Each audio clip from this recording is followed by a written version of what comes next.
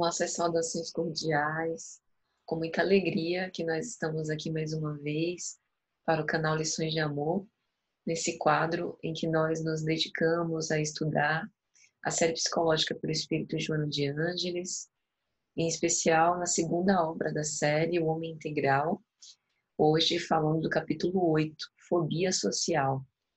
Então, eu sou Patrícia Lins, nós já estamos aqui com o nosso querido amigo Robson Cunha. Tudo bem, Robson? Tudo bem, Patrícia? Olá a todos, sempre bom estar aqui para reflexionar um pouquinho sobre as nossas coisas, né? Exatamente. Então, gente, como a gente sempre diz, nosso propósito aqui não é fazer um curso teórico de formação sobre psicologia ou psicanálise, nem terapia de grupo, mas suscitar-nos a todos para essas reflexões em torno do Evangelho, tendo por base a obra da nossa veneranda instrutora Joana de Ângeles. Para quem quiser acompanhar, o link para acessar a obra se encontra na descrição desse vídeo, então fiquem à vontade para enviar considerações, questões, comentários que vocês julgarem pertinentes, sempre evitando detalhes da vida pessoal ou de outrem, que nós sempre abordaremos no início de cada vídeo. Tem as redes sociais do canal Lições de Amor e o próprio e-mail que estão no link da descrição desse vídeo, então fiquem super à vontade. Para começar, então, nós vamos fazer a nossa prece inicial. Você poderia, Robson, por favor?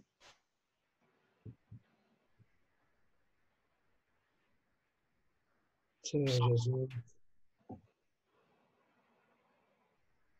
todo o nosso trabalho é por ti e para ti. Pedimos, pois, que aceite o pouco ou nada que possamos lhe dar, mas que de alguma forma, por vossa misericórdia, usando plenamente os nossos instrumentos e parcos recursos, apelamos à misericórdia divina para que possamos ser compensados, iluminados e guiados, para que as nossas palavras encontrem consonância em tudo aquilo que deseja, Senhor Jesus. Obrigado pela graça de ter os recursos necessários a lhe servir. Ilumina os nossos corações, aquece-nos o intelecto, que possamos dar proveito a esse tempo que a Ti destinamos. Dá-nos a vossa paz. Que assim seja. Que assim seja. Então, meus amigos, nós estamos já no segundo capítulo dessa segunda parte, que fala sobre estranhos rumos, seguros roteiros. É interessante, Joana, trazer fobia social, né, como um dos capítulos dessa parte, como se ela quisesse dizer que muitas vezes nós optamos por deveríamos, na verdade, aqueles seguros roteiros já conhecidos, à luz do Evangelho, mas, por vezes, outros fatores estão envolvidos, não apenas a nossa escolha deliberada, para trilhar por esses caminhos tortuosos. A fobia social, ou transtorno de ansiedade social, ela é conhecida quando alguém passa a ter um medo exacerbado, paralisante, de se expor a uma situação onde ela é vista por todos, né? Ela é colocada como o centro das atenções.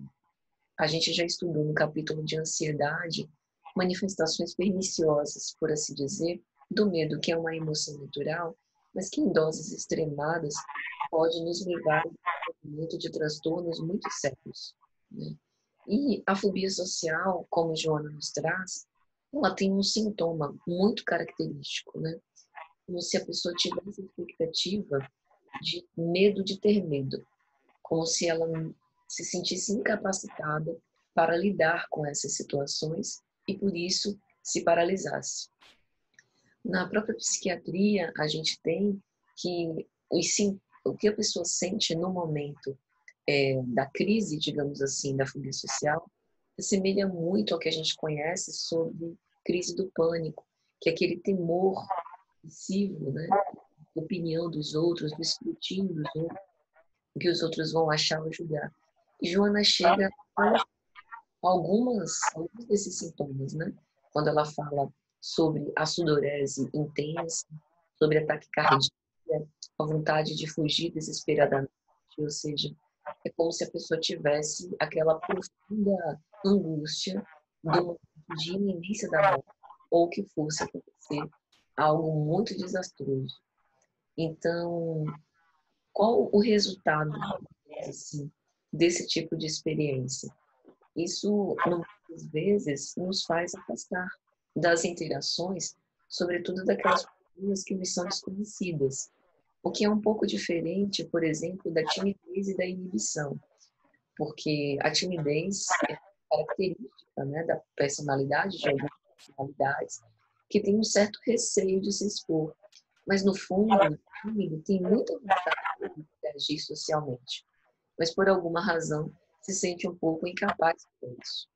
Ou diferente, por exemplo, da introversão. É uma forma de se comportar em que a pessoa, mesmo se sentindo bem ou tendo condições de interagir socialmente, prefere não fazer porque gosta mais da solidão, desses momentos de ficar sozinhos. Então, a fobia social é muito mais inflamada do que isso e diferente desses traços de comportamento. E por conta desse medo de estar sob o centro das atenções, a pessoa começa a não querer sair na rua, a não querer comparecer a palestras, quando assim for preciso para o seu exercício profissional, né? Quando ela não vai mais para as aulas, falando de estudantes, principalmente adolescentes, para não ter que sentir o que sente. E a atualidade, mais uma vez, do tema que Joana nos traz é tão grande, porque a gente tem visto casos de fobia social nesses tempos pandêmicos, em que o medo, por exemplo, da contaminação do vírus, né, e também as restrições impostas das autoridades médicas e sanitárias propuseram o distanciamento social e o isolamento como forma de retardamento da proliferação da doença. Então, isso gerou também um efeito psíquico, né? E nos levam, alguns de nós, a pensar que agora o outro é vetor de enfermidade, é vetor de uma doença que a gente tem visto que tem consequências bem dolorosas, que tem uma letalidade relativamente alta e que, portanto, faz com que o desconhecido passe a ser o nosso inimigo, porque a gente não sabe se a pessoa está se cuidando, se ela está aglomerando, por onde ela está andando. Então, isso nos leva a um temor para sair de casa, por exemplo, para ir no mercado, ir em algum lugar, porque a gente não sabe o que vai encontrar. E é importante a gente pensar sobre isso e sobre como isso altera o nosso comportamento, para que a gente não chegue no ponto desses quadros dramáticos, de pessoas que não conseguem sair de casa e que têm, portanto, a sua vida social prejudicada. Tem um traço da fobia social que a gente também precisa enfatizar, que é o fato das pessoas que passam por esse transtorno sem acompanhamento especializado, médico, psicoterápico e de outras terapias, de começar a usar drogas, psicotrópicos, né, para poder vencer essa grande resistência, de fazer maior uso do álcool, o que parece uma saída, mas depois terá uma consequência muito pior. Então é importante a gente pensar sobre esse comportamento evitativo, né? Freud, quando ele estuda, principalmente no seu texto Eu e o Isso, um texto de 1923, ele coloca dois pronomes, né? O pronome pessoal e um pronome relacionado a um objeto, justamente para mostrar que muitas vezes o que define, né, a nossa estrutura clínica, porque Joana cita neurose e psicose, que para a psicanálise são estruturas clínicas, ou seja, o nosso modo de se comportar, né, com o todo, como a gente funciona em contato com o outro, ele utiliza dois pronomes. Um que é relacionado apenas com o nosso eu e o outro que é relacionado com o objeto a que nós transferimos o nosso desejo, né, com quem a gente se relaciona.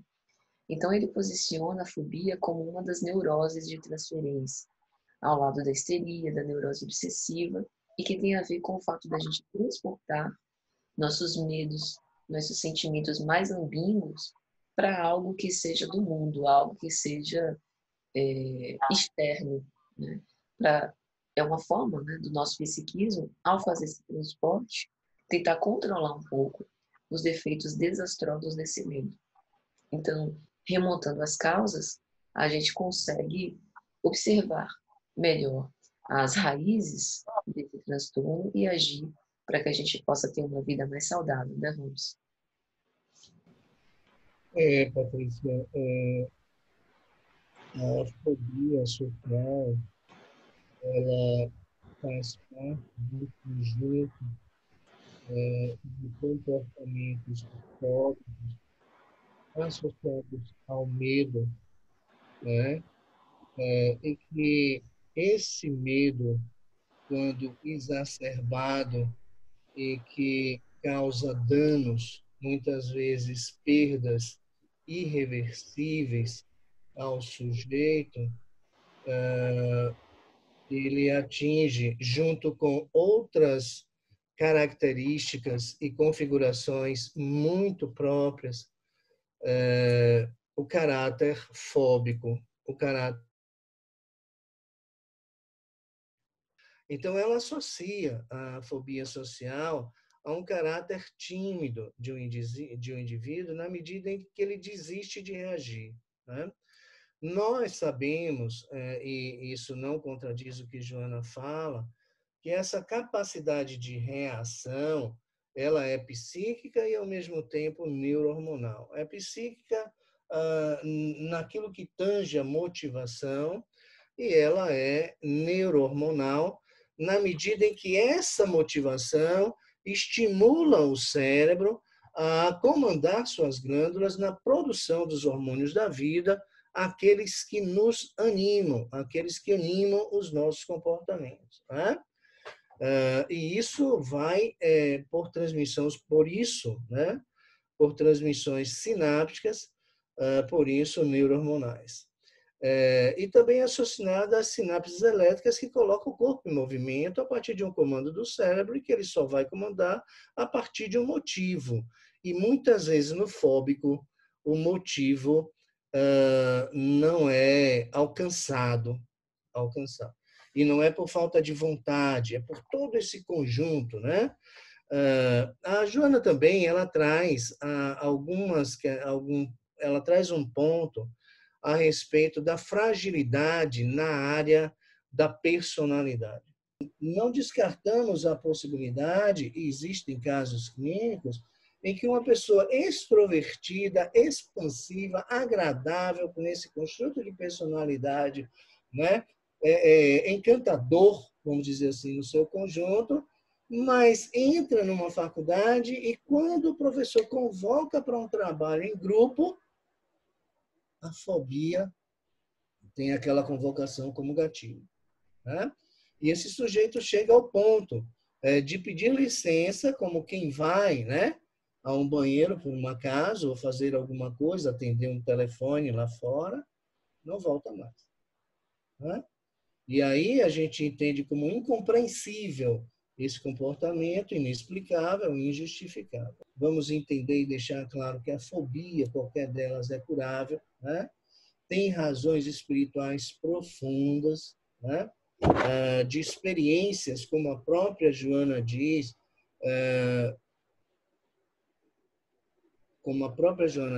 que somos o resultado das nossas experiências nessa encarnação, mas também o resultado das experiências do espírito em todas as suas fases de desenvolvimento e de evolução, nas vidas, nos processos de encarnação sucessivos aos quais ele passou, né? Então, razões se imprimem no espírito e que startam esse tipo de comportamento, né?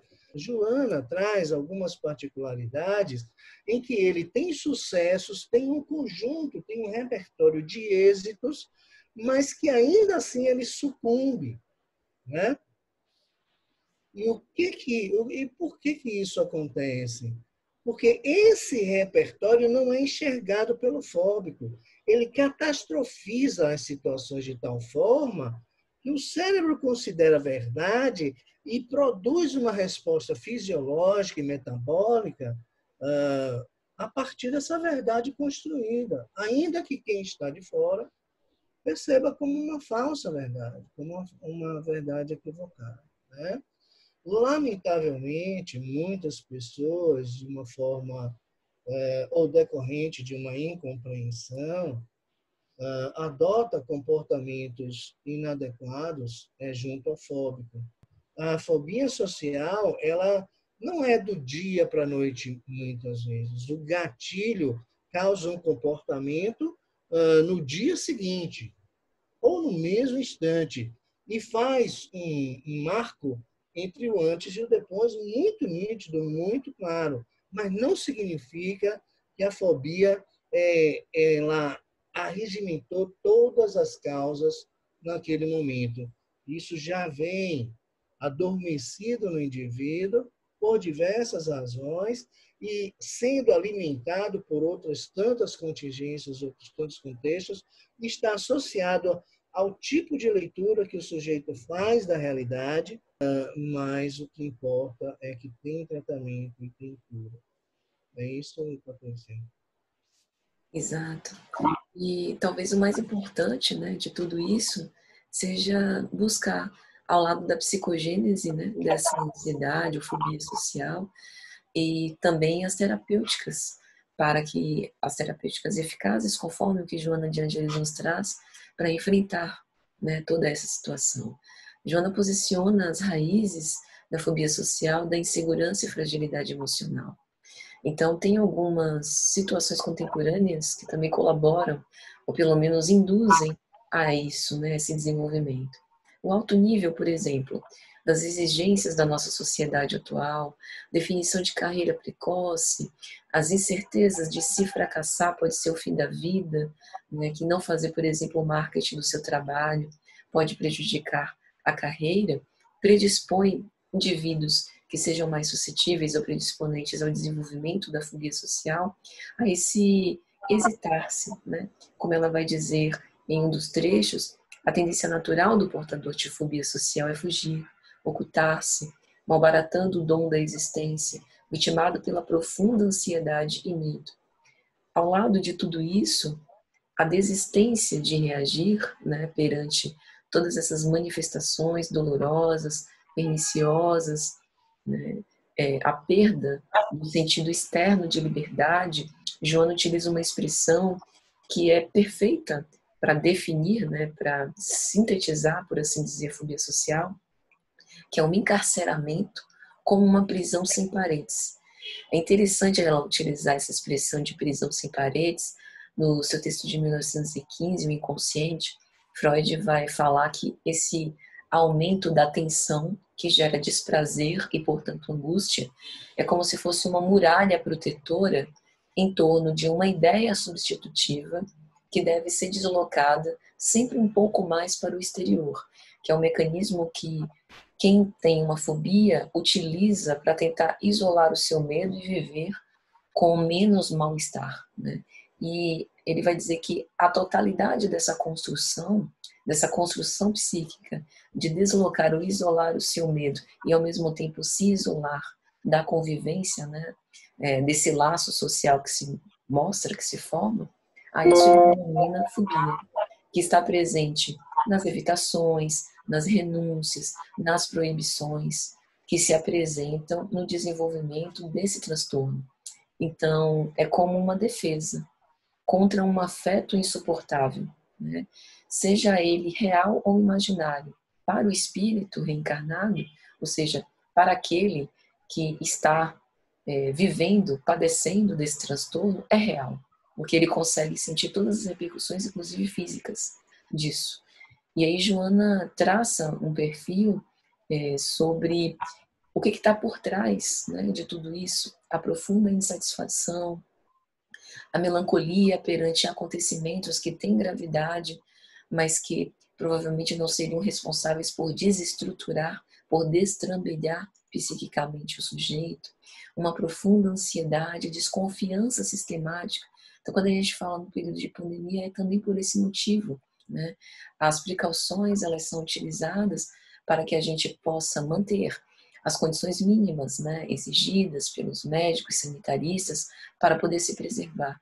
Mas isso não deveria evitar que a gente, dentro das condições adequadas, continuasse a fazer algum tipo de atividade, a profunda insegurança e até tentativas de autodestruição, que talvez seria o ponto culminante desse transtorno.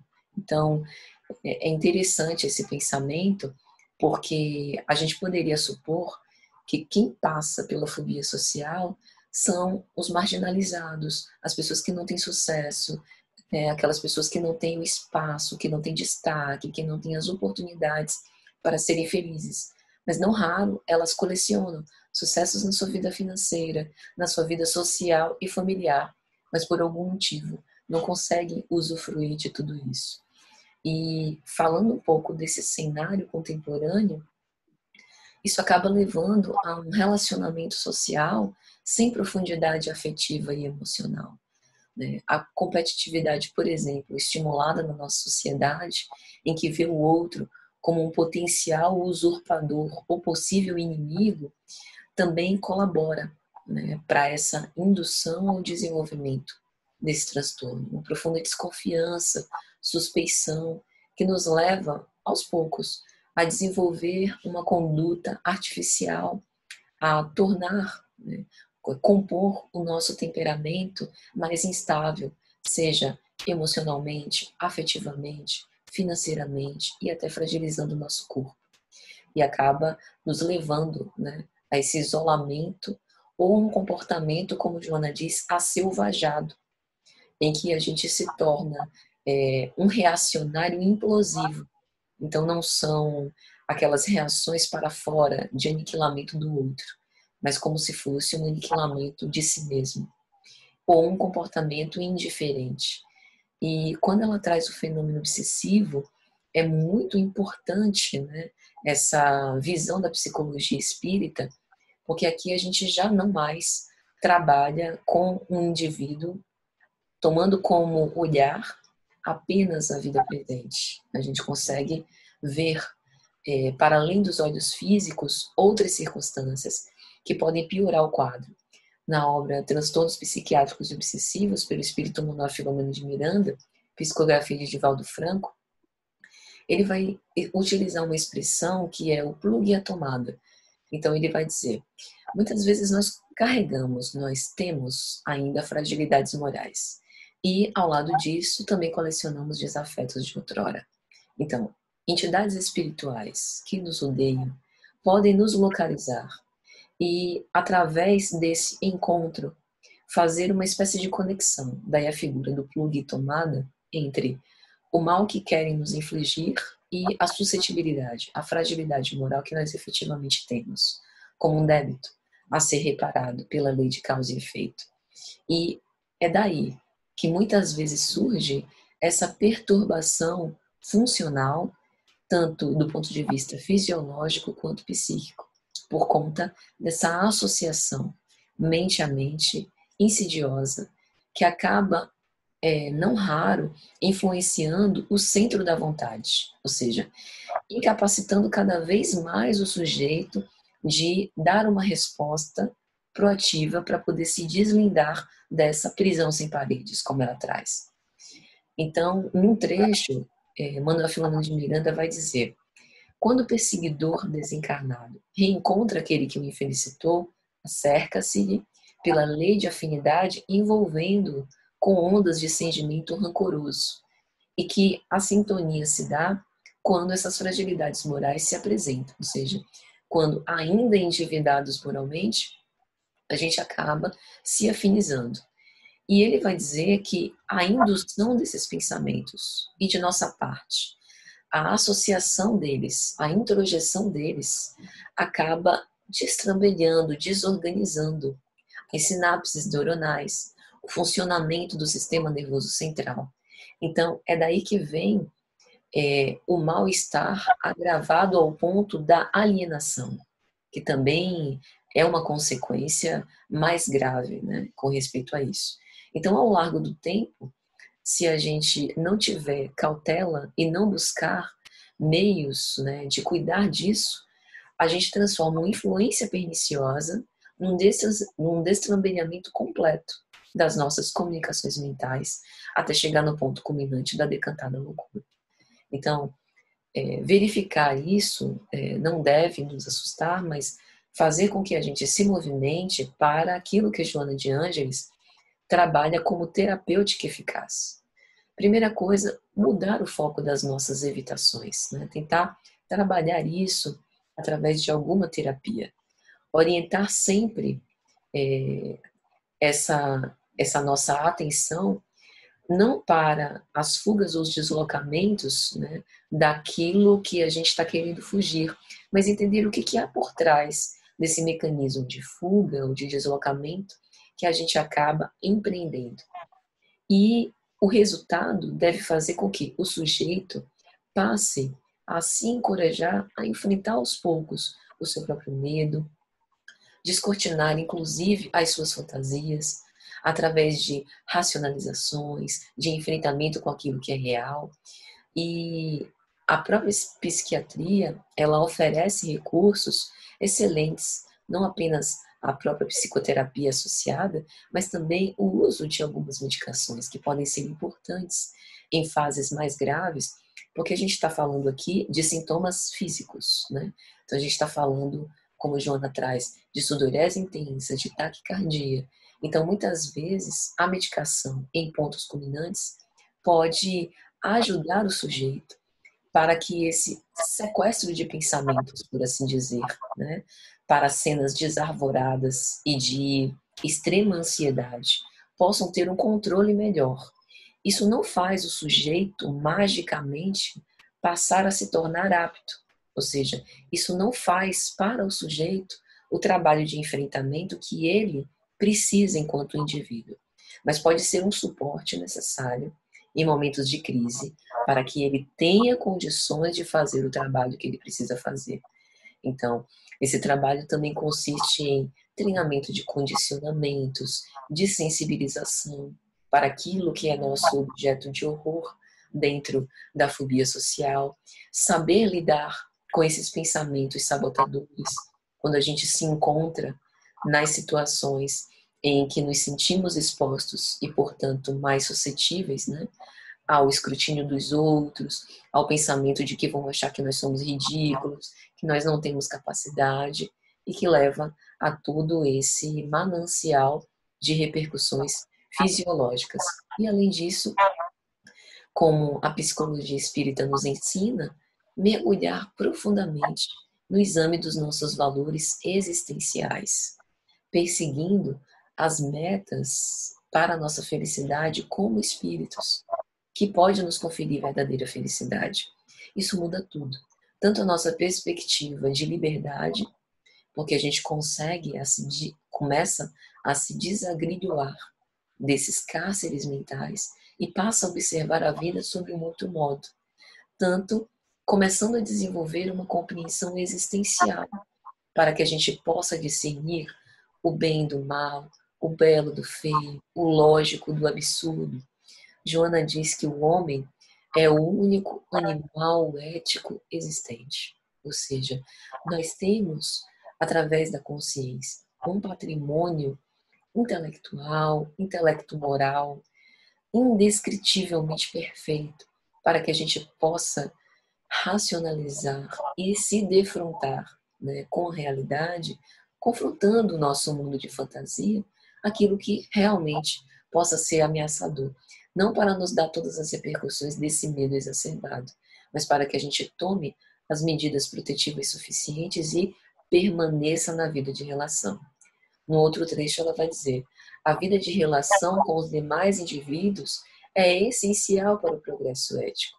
Então, essa excessiva inibição e isolacionismo só vai nos fazer a piorar ainda mais os sintomas desse grave transtorno, a caminhar para a nossa desumanização, quando a gente se exclui desse laço social, que muitas vezes a gente escolhe, deliberadamente ou não, participar, né, de caprichos ilusórios, e a gente acaba conspirando contra nós mesmos e contra o próximo.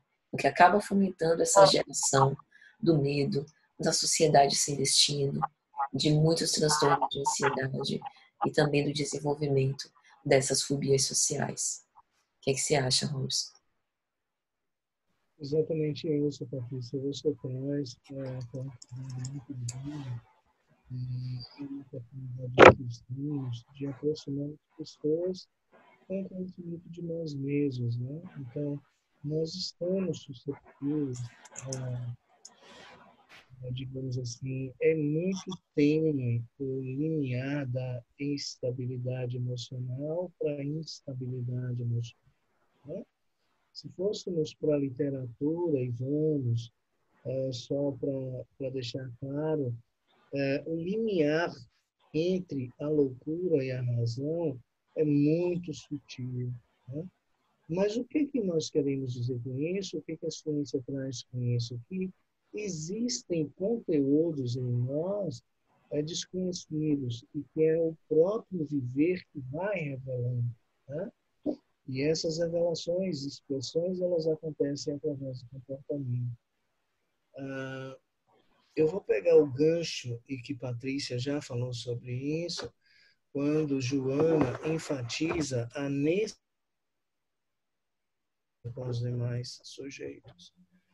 Essas razões, quando Joana nos traz a figura dessa necessidade como o relacionamento social como determinante para o progresso ético, nós estamos falando aqui do progresso moral, do progresso intelectual, do progresso psicológico, amadurecimento psicológico, sair de um psicológico infantil, como a própria Joana traz exatamente nesse termo, e de um progresso espiritual, o conjunto desses progressos nas diversas dimensões humanas e espirituais, é o que nós chamamos de evolução espiritual, evolução moral, né? A própria questão, o próprio livro dos Espíritos, os Espíritos trazem, por uma demanda de Kardec, com relação à necessidade do relacionamento com o outro, né? Do viver com, do conviver. A questão 877 explica muito bem as razões espirituais dessa necessidade de conviver. Então, é da natureza humana viver com, é da natureza humana conviver, é da natureza humana o relacionamento entre os seres, para que haja uma troca, e essa troca é um fator, é um elemento de crescimento, de transformação, de desenvolvimento. Então, é da natureza humana, nós somos impulsionados ao outro. Quando isso não acontece, é preciso se investigar, é preciso se analisar para saber as razões pelas quais. E a gente vai olhando para a magnitude do dano daquele comportamento que contraria o natural, que contraria a tendência, que contraria a natureza humana. Então, essa dificuldade de configuração, ela precisa ser apontada, porque não é tão simples configurar os transtornos mentais, os transtornos de personalidade, os transtornos comportamentais. Então, assim, o fóbico, ele traz uma verdade que é dele, é verdade para ele, e que ele não vai sair de uma forma facilitada. Por uma questão fóbica, ele não acredita em si mesmo, a sua autoimagem é péssima, a percepção de si mesmo, a autopercepção também é negativa, ele não se percebe capaz, pleno, habilitado, competente para um mistério qualquer, né? A autoestima, por efeito, também vai lá para baixo, mas esses autoestima, autoimagem, autopercepção e outros autorresponsabilidade, autoconsciência, ao mesmo tempo, são causas, muitas vezes, de uma fobia, não únicas, existem todas as demais causas, e ao mesmo tempo efeito, né? Então, muitas vezes, a autopercepção é causa e a autopercepção rebaixada é também efeito da fobia social, né? O indivíduo que se distancia socialmente por uma insegurança ainda que latente, né? e que se habitua, adota um comportamento introvertido, introspectivo por muito tempo, é lógico que, habituado a um ambiente isolado, ele vem a ter dificuldades de ingressar ou de reingressar novamente no ambiente social, né? Então, assim, outro ponto é o orgulho, e que Joana de Ângeles traz em outra obra. O orgulho como extremo, que leva o indivíduo ao egocentrismo, a entender que ele se basta por si mesmo e se retrai. Mas como é da natureza humana a socialização, esse indivíduo vai sentir falta da socialização e, pasme, aquele orgulho, ele vai passar a atuar como criativo, vai criar um novo sujeito. Né? Quando isso não acontece, não é só o orgulho que faz com que o sujeito entre no caminho da introspecção de uma forma prevalente. O sujeito que tem fobia social, ele transita na sociedade. Né? Agora, ele tem dificuldade de expressar, muitas vezes, a sua opinião, ele não consegue ser centro das atenções. Quando diversos olhares se dirigem a ele, ele se inquieta. Né? Esses efeitos, esses sintomas da sudorese, taquicardia, tremores, respiração ofegante, né? São desconfortantes e são as razões pelas quais faz com que um conjunto de razões pelas quais faz com que o fóbico adote a estratégia de defesa na fuga daquela situação, saindo do desprazer, né? E buscando uma zona segura que proporcione prazer, e esse prazer vem quando ele está literalmente só. Né? Tem também como causas a ausência de segurança afetiva. Né? Eu li uma matéria agora que uma criança foi deixada só por um dia, um dia, um bebezinho. Então, não amanheceu no segundo dia. Então, é da natureza humana a necessidade de pertencer a um ambiente psíquico seguro. Né? Então, a ausência desse vínculo seguro também pode figurar como razão ou causa para uma fobia social. Agora, aqui a gente não vai conseguir configurar a fobia social, que é o tema dessa conversa, de uma maneira simples, né? Ela precisa ser investigada, mas falamos aqui a preocupação da veneranda trazer a fobia social aquela que causa danos, muitas vezes irreversíveis. E ela não está trazendo aqui a irreversibilidade do dano no ambiente ou na dimensão profissional. Né? Não, ela está trazendo aqui a possibilidade do dano, mas na perspectiva da imortalidade sempre irreversível, né? Que temos tempo para alterar as configurações do momento do espírito, ela está preocupada com isso, né? Com a irreversibilidade de um dano evolutivo, né? Desnecessário, como ela traz nesse mesmo capítulo, né? Banal para a existência, banal para a existência, mas banal para a existência numa perspectiva da imortalidade, e muitas vezes não é banal para a existência dessa encarnação, porque o fóbico sofre horrores, e precisa ser olhado, precisa ser acolhido, precisa ser amparado. Haveria muito o que se falar a respeito da fobia social, mas acredito que, Patrícia, a gente conseguiu trazer aquilo que Cronos, né?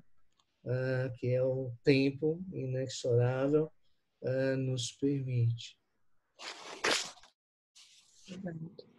E que de tudo isso, gente, fique sempre a lembrança de que a psicologia espírita nos favorece esse entendimento que os recursos internos que nós já possuímos e que também estão em germe para o nosso desenvolvimento é o que pode nos fazer enfrentar as situações que nós já achamos aterrorizadoras que nos atemorizam com coragem. João utiliza a expressão mecanismo da fuga da luta sem quartel, como se isso fosse uma alternativa saudável, mas acaba nos encaminhando, né, para um panorama patológico. Então, que a gente não poupe esforços, mesmo que a gente julgue que seja muito pequeno, que não vai dar em nada, para vencer um pouco mais a nós mesmos e a esses receios, né? Tendo assim, portanto, a construção pelas nossas próprias mãos de uma vida mais feliz. Então, queremos agradecer penhoradamente a todos que estiveram aqui conosco, convidando desde já para o nosso próximo encontro e vamos orar para agradecer. Senhor Jesus, Mestre Divino, nós te agradecemos por essa preciosa oportunidade de reflexionar sobre os seus ensinamentos, sobre tudo aquilo que nos ensinastes, para que nós tenhamos uma vida mais plena, uma vida verdadeira.